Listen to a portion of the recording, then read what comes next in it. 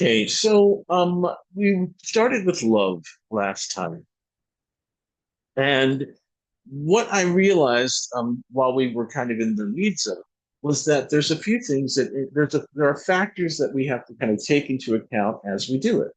The first factor is the local determination of whatever it is that we're looking at, right? So in Leontyne Price's chart, we were looking at the ruler of the seventh, we were looking at Venus, right? And so whenever we're looking at these things, the ruler of the seventh, those planets, we need to know what kind of condition they're in. And so the local determination represents the condition that a planet is by sign placement, by house placement, and by aspect, right? I mean, that's pretty much the the skinny, shall we say? And all three of those things affect the behavior of the planet, right? So that's why we're looking for the local determination. Because yeah, maybe you do have a Venus in Libra, but maybe you have a Venus Mars in Libra square Saturn, and that is going to be very different than a Venus Mercury Venus in Libra trining Jupiter. Okay, so the local determination is going to have a lot of effect on how the planet itself is going to operate. And of course, primarily it's going to be through the sign placement, right? So we're going to know when a planet is exalted or a planet is in its own sign or whatever. That's going to be a good thing for it. So also we know that squares and oppositions to malefics are going to be difficult, and also conjunctions. Conjunction squares and and oppositions to malefics can be hard. And so let's basically today I thought what we would do is we would look at money. We'd look at a different chart, somebody else who's kind of known for money, even though Leontyne Price wasn't really known for love. I just happened to be kind of into it at the time and wanted to look at the predictive aspect of it. And so what we have when we look at money is we have a few things that we can do. Now, remember, we're talking about how do we work with our shit, right? How do we work with our shit? And the first way that we work with our shit is by recognizing the local determination of the shit we're talking, right? So that's the very first thing, right? So if we're talking about, in this particular case, we're going to be talking about money. And this person is a money person. So we would be looking at there are a few things, and that's actually what's kind of cool about this money thing is and if you remember from the last video, I said, hey, what if we were looking at something like anger issues? This person is known for having anger issues. This would be a very good chart to play with that, and maybe we'll come back and do our next one about how this person would maybe deal with their anger issues if they were going to use this technique. But let's just look at money from first from the predictive, and then from the exploratory the monthly exploratory as we get into. So first of all, what's cool about this is that we have maybe three or four different things that we can profet to work with. And so what we've been noticing is, as I said, is that the ruler of the ascendant or the ruler of the cusp of whatever we're talking about, in this case, the second house, has a tendency to act as an ascendant, so represent the person themselves in that situation.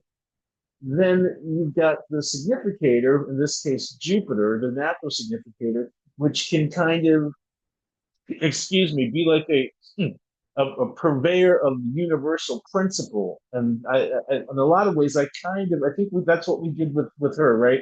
When we were looking at kind of working with love, we actually worked with love. We worked with Venus.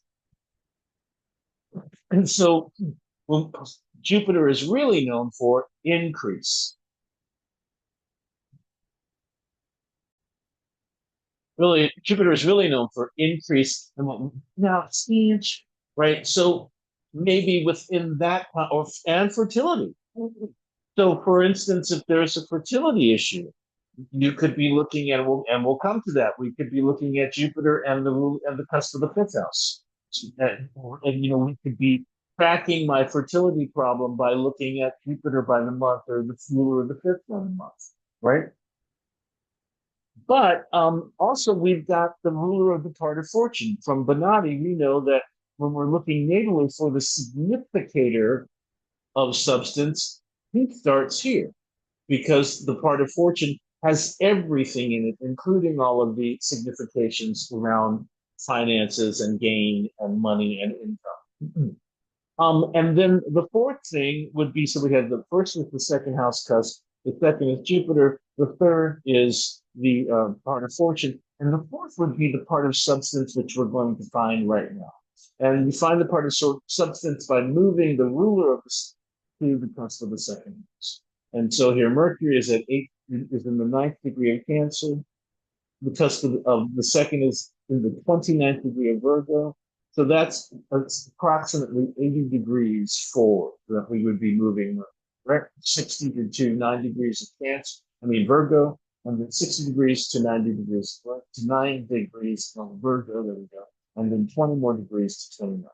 Now, that means 80 degrees. So we now move the split 80 degrees. So from the 30th degree of Leo to the 30th degree, and Libra is 60 plus another 20 takes us to the 20th degree of Scorpio, meaning that Mars is the ruler of substance, right? We know the ruler of the part of fortune is Saturn here. But so let's look at the difference of that. Look at all of that. Mars is the ruler of substance. Note that it's right on the ascendant and it's on Regulus. It's on this fixed star of Regulus, the ascendant, almost exactly on the fixed star of Regulus. And Regulus is known as one of the fixed stars of first magnitude. It's one of the four royal stars, and it's a big deal to have it on the ascendant like this, and it's a big deal to have the ruler of substance on it as well, in a certain level, to a certain level. And note that Mars is the ruler of the fourth, and of course the fourth house is whatever is built on top of the ground.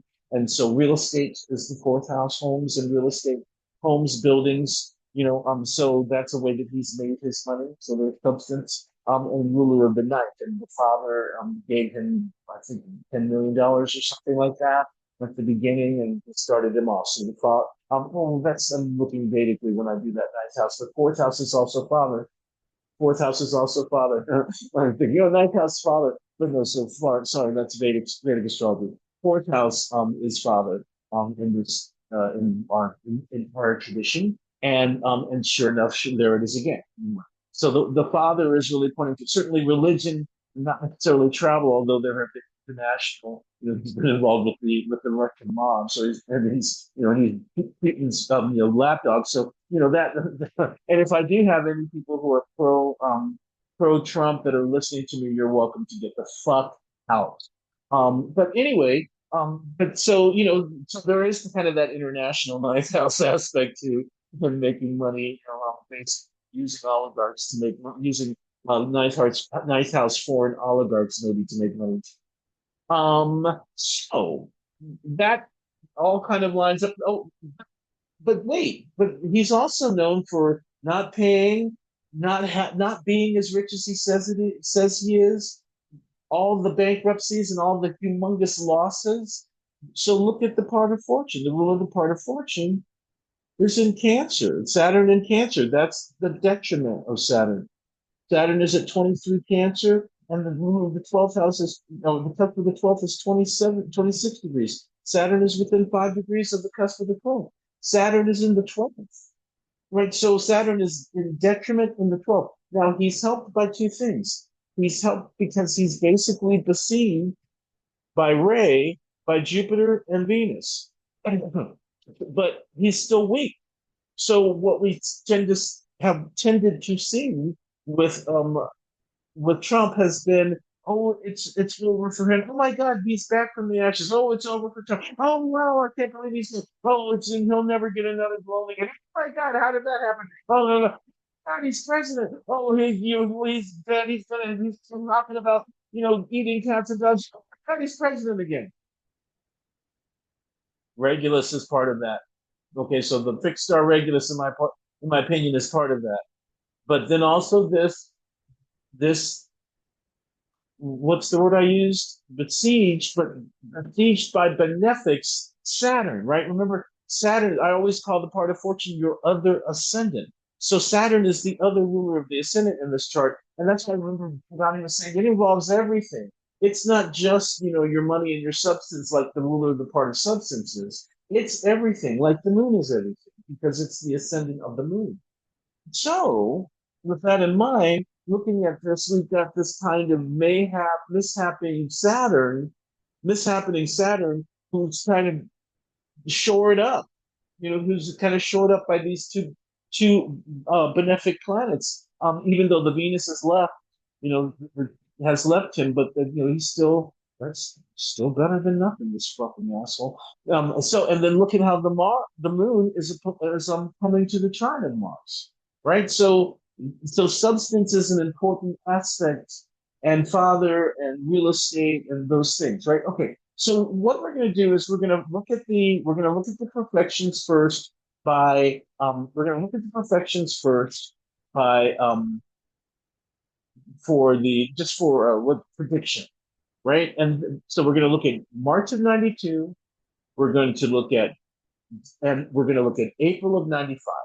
So March of 92 is a major bankruptcy, and April 95 is like when it all came crashing down and he had to sell the Plaza Hotel. And he sold it for the largest cash, it's like the largest cash transaction in history, 325 million. Some Singaporean group sold it or bought it from him. And it was because he was so over leveraged, he was like $600 million in debt, right? And note how, interestingly enough, if we're looking at debt, right, and we're thinking of other people's money as the eighth house, note how that Jupiter, even though Saturn is besieged by the benefics, that Jupiter is actually ruler of the eighth and squaring the Saturn. So there'd be the challenge with debt, right? There'd be the challenge with other people's money. And he wouldn't miss. Now, the interesting thing is Jupiter and Saturn are in mutual reception by exaltation. Jupiter is his exaltation is Cancer and Saturn's is Libra, right? So they're mutually benefiting each other, but it's still a challenge. So this is also possibly another aspect to why things have worked so well for him, right? So why things have worked out. That also both of these lights are applying to the Mars. I mean, but anyway, so as far as substance is concerned, that has the most power. As far as fortune is concerned, it looks like it's ups and downs, and like this person isn't really up to the task, but somehow they get lifted up, right? And that's basically what's happened. Saturn and Cancer is not really up to the task, but somehow they get lifted up, right? So let's look at March of 1992. We're going to look at it first just from a regular predictor standpoint. So we're going to perfect the ascendant. Okay. And so we're going to go to June of 45, which would take that we're going to start at June of 45, which, I'm sorry, June of 91, which would take into 45 years.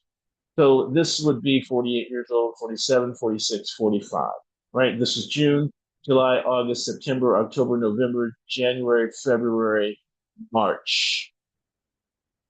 Okay, January, February, March. So that takes us to Capricorn, which is ruled by Saturn, and look at all that crazy stuff that's there. And of course, with Jupiter, we were just talking about, right? Now, let's do it from the cusp of the second house instead, right? Because that's the area we're talking about. So, and note also that it came not only to the sign of Capricorn, but it came to the house of, it came to the house of bad fortune, right? So the year came to bad fortune, right? But it was also ruled by the ruler of fortune, but it came to the year by bad fortune. Now for money will come to it'll be just one further along, right? 48, 47, 46, 45, right? This is June, July, August, September, October, November, December, January, February, March. Oh, I was wrong, wasn't I? I should have come there. Let's do that other one. So we came here, right? That was 45 for the year. June, July, August, September, October, November, December, January, February, March. That's even more interesting, right? Because it comes now to the part of fortune itself and shows the ineptitude, right? So that's even better. Okay, my mistake. But now when we do it to the when we come we see that Mercury is the ruler of the year for the money anyway. Mercury is already with these two and problematic, and we haven't looked to see maybe what was happening in 1992 to Mercury, at this time, right? But so this is June. This is June of June of oh, no, yeah, June of 92. June of 91, rather, right? Right, June, July, August, September, October, November, December, January, February, March, right? Bringing us to the debt, bringing us to the eighth house, to the debt form of this branch, right? That's part of this square. And you're saying, oh, well, that's kind of wide, but I use the concept of mighty, and mighty will add 4.5. Well, never mind. Mighty will give tends to give somewhat wide arch to things. So if you're interested in mighty, I talk about that in some other videos. But it's my favorite way to kind of deal with aspects, and it deals with the fact that actually, what is it that the planets? Well, I forget it. I don't want to get taken aside here. I don't want to get derailed. All right, so we came to for the money time, we came to the Jupiter, which of course eighth house rules. We came to the eighth house of debt. We came to the part of fortune so life came to the part of fortune that month, but money came to the eighth house. Okay, I mean yes, it came to the seventh house, but it came to the part of fortune. It came to that ascendant. Money came to the eighth house of debt. Right? So that makes some good sense there. Now let's look and see if we wanted to. Where did we say the substance was? Substance was at 20 degrees of Scorpio. So same thing here. So 48, 47, 46, 45. Right? That's June, July, August, September, October, November, December, January, February, March. Venus is with the Saturn, right?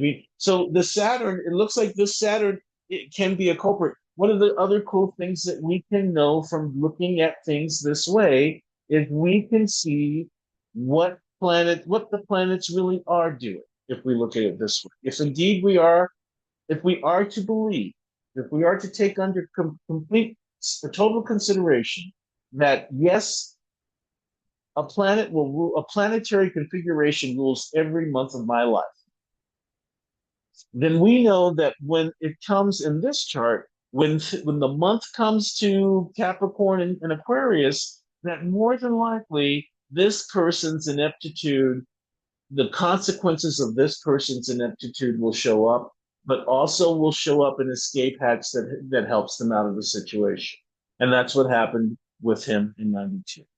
And so we saw that for the year itself, it came to the ruler of the cusp for that month, came to the ruler of the part of fortune, came to the part of fortune for that month. But when it came to the money itself, it came to death. The ruler of the came to the eighth house and to death. And of course, we know that both the ruler of the part of fortune and the ruler of the debt are together in the square. Now let's look at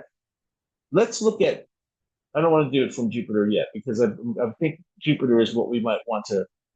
Well, no. What I want to do next is look at the ruler of the second or the second house cusp perfected to 95 to April 11th of 1995. So that would of course take us the year further to this would be what 49, maybe 48. So here it's 48. So it's yeah, but it doesn't take us all the way to 49, right? Because it's April. So this is 48, right? So that's June, July, August, September, October, November, December, January, February, March, April 14.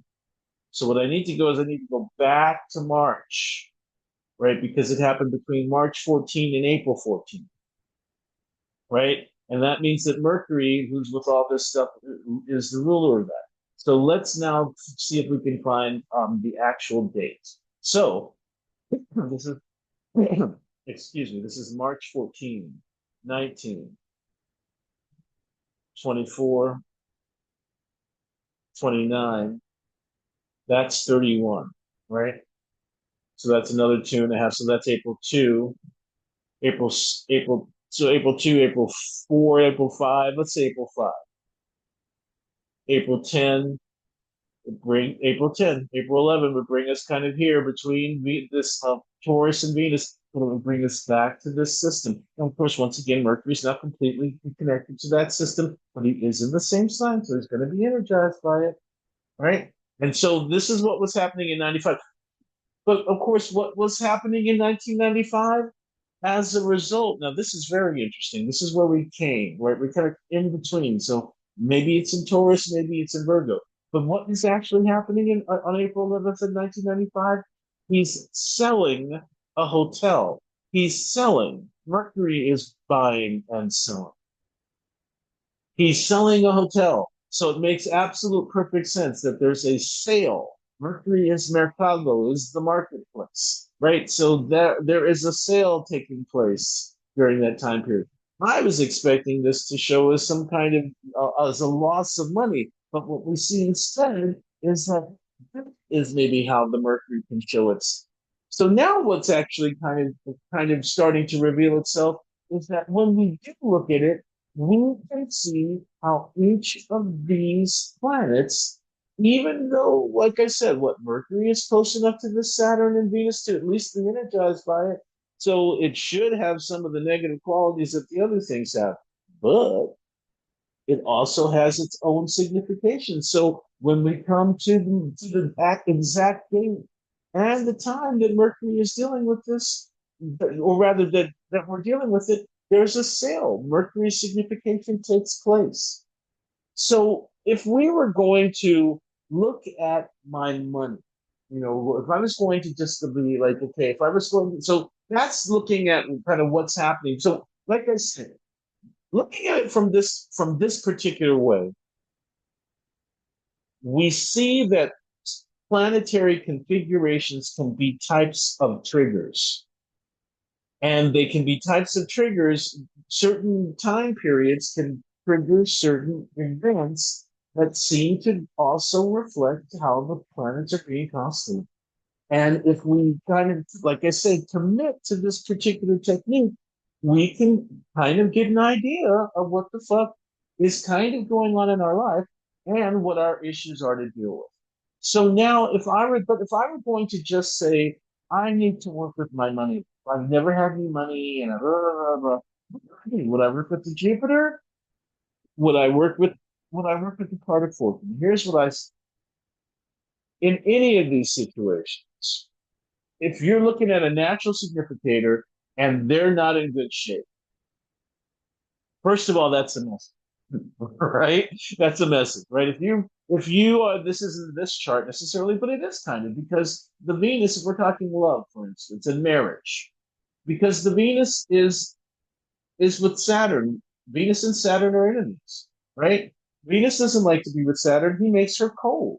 We talked about this with Leontine Price. Matter of fact, it was an Aquarius rising chart with Leo on the cusp of the sun, right? So now we've got the Leo rising chart with Aquarius on the cusp, and then we've got Saturn on the cusp of the we've got Saturn in Cancer in his detriment, right? So even though it's Saturn with Jupiter, so he's had these beautiful wives, but he's got these beautiful wives, all of whom paid his fucking debts. So I think if I were going to kind of work on money, what would I look at? Would I look at Jupiter? If he were in Capricorn and retrograde, I wouldn't. If he were in Capricorn and retrograde, I'd know that there was an issue. I'd know that that's something that I have to work on and maybe even find a new way to make things happen. For instance, I have Jupiter in Gemini, detriment in Gemini retrograde. So I don't have a lot of luck with expansion, with things expanding on their own or whatever. What I realize is, based on kind of the rest of my chart, is I've got to kind of either network myself towards some kind of success, or I've got to grow it slowly. And so that's kind of an example of how to kind of know even what it is we should be working with, right? In this chart, like he could work with the Jupiter. I would definitely not have him work with Mars, but I would think personally, if I wanted to work on my money life, I would probably go with the part of fortune because I call that the path to fortune anyway. And it includes everything, remember? So we know that this person is very, very lucky. This person has gold toilet seats, right?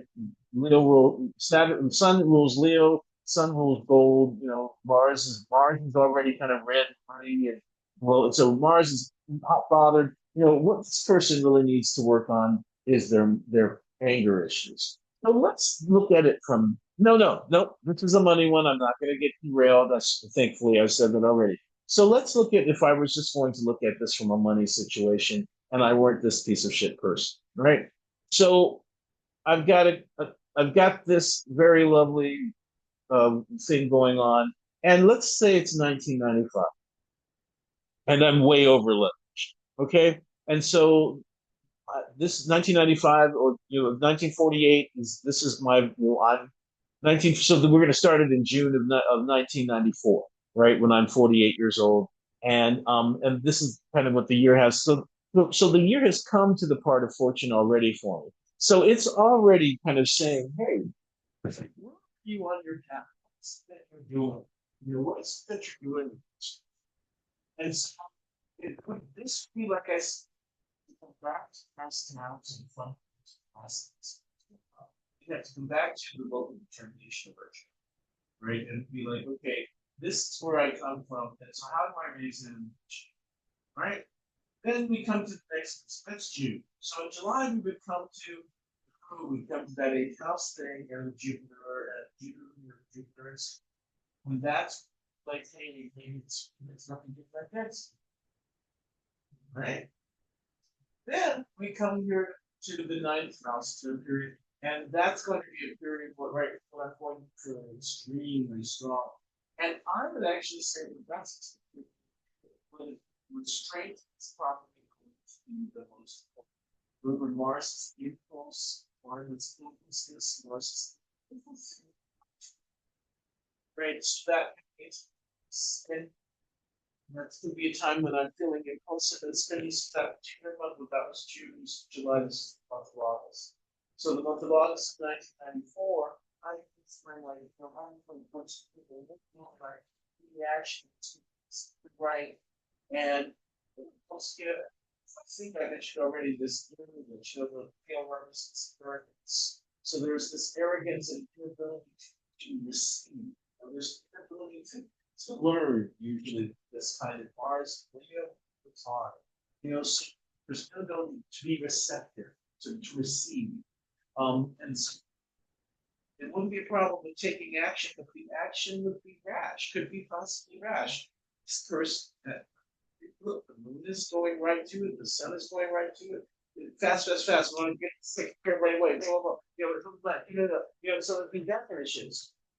Anytime that we come to that system, look at how the moons were paid to as well. That means the sun was around, right? So anytime we come to that kind of system, it's going to be very. There's going to be a lot of aberrant behavior, a lot of tradition. So when we come to June, July, August, when we get to August, September, October, November, December, January, February, look at that, March. March is the month before the April sale. So for me, in that year, 1994 to 95, August 94 and March of 95 would be time periods that I would want to be on guard. And then once again, if there are any kind of planets that are happening, any kind of planetary transits that are happening to that system, you want to be watching what's happening to the system. You got progressions on it, you got the solar arc on something like that. If you that's how I think transits maybe, because I don't really think transits really are you can rely on, they're very reliable. But this much, and if you mix the with the transits, yeah, we get a lot of very, very good extensions. Someone asked a question in the comments of the conversation of the last, and basically they just people do this. They'll say blah blah blah blah is blah blah blah, and so he kind of did this. She did. My my son's there's the month here is swearing Pluto, and I'm wondering how that one manifests. The answer, of course, is it would manifest how you describe, right? It would manifest as whatever, if it's the same planet, obviously, or both or those two planets in conjunction, it would manifest as whatever that conjunction means, and then whatever a square equivalent to that conjunction means, right? So it was but once again, we have to already understand full determination of whatever it is we're looking at, right? And get caught up in like the weeds of the year and this year, but it's thinking about Mars and Saturn. That's two different things. We're talking about Venus, Jupiter. That's a different thing. We're talking about Mercury, Mars. That's a different thing. You know what I'm saying? So we got to know planets here and what they. I mean, I'm not asking to tell me, but we you would need to basically take into account who are the planets, what kind of condition are they by sign, what kind of condition are they in by house, what kind of condition are they in by aspect aside from aside from the conjunction that they're involved in there, and of course the squared by transit. So that's what I have to talk about. We're going to come back to that. I'll probably look at these anchor issues and maybe next time. But that's where I think I am with looking at